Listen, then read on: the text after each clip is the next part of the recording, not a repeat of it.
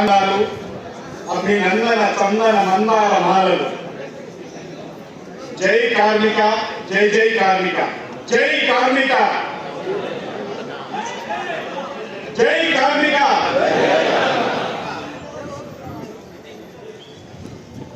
ప్రపంచాన్ని నడిపే శ్రామిక శక్తికి అనుబాట ఎద్దుడు లేడే.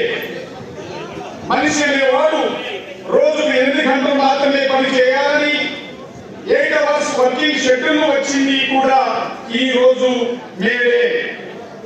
1780వ సంవత్సరంలో బ్రిటన్ లో పుట్టిన ఈ ఉద్యమం ఎంతమంది కార్మికుల జీవితాన్ని మార్చింది.